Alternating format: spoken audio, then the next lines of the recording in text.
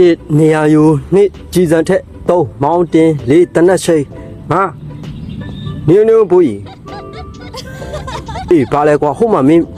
မတွေ့ဘူးလားပန်းတစ်ပွင့်ဟုတ်တွေ့ပါတယ်အေးအခုငါတို့မြန်မာနိုင်ငံမှာတော်လန်ပြည်သူတွေတော်လန်ရင်သမားတွေကပန်းတပိတ်လုံးနေကြတယ်ကွာအဲ့ပန်းပင်မှာပန်းပွင့်နေတာ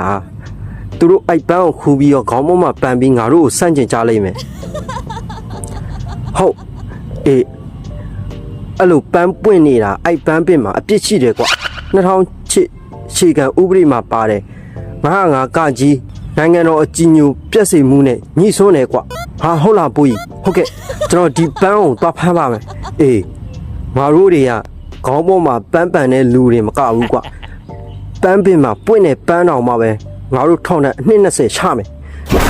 ငါတို့မြန်မာနိုင်ငံမှာရှိတဲ့တော်လန်ပါတယ်ဆိုတဲ့ပြည်သူတွေတော်လန်ရေးသမားတွေကိုအကြောက်တရားနဲ့ထိန်းချုပ်နိုင်မယ်ဟုတ်ကဲ့ဘူကြီးအမင်းရှိတဲ့အတိုင်းပါ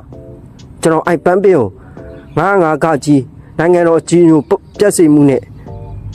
တရားဥပဒေအရဆောင်ရွက်လို့ရအောင်အဲ့ပန်းပင်ကိုတွားဖမ်းပါမယ်ရဲဘော်ဆက်လို့ဟုတ်ကဲ့ကျွန်တော်အခုတင်ပြတာကတော့ကျွန်တော်တို့မြန်မာနိုင်ငံမှာလက်ရှိပန်းပန်ရင်တော့စစ်ကောင်းဆောင်တွေကဖမ်းနေဆိုတဲ့အကြောင်း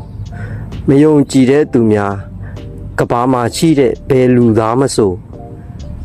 မြန်မာနိုင်ငံမှာရှိတဲ့စစ်ကောင်းဆောင်တွေရဲ့ရှေ့မှာပန်းတပွင့်ပန်ကြည့်ပါပန်းဆိုတာကဘာပေါ်မှာနိုင်ငံတကာမှာပန်းလေးတစ်ပွင့်ပွင့်လာပြီဆိုလှတယ်ဆိုတဲ့အပြုံးလေးနဲ့ကြည့်ဖြစ်ကြတယ်မြန်မာနိုင်ငံမှာတော့ပြစ်သားအစိတ်ပင်တစ်ခုလိုမြင်နေကြတယ်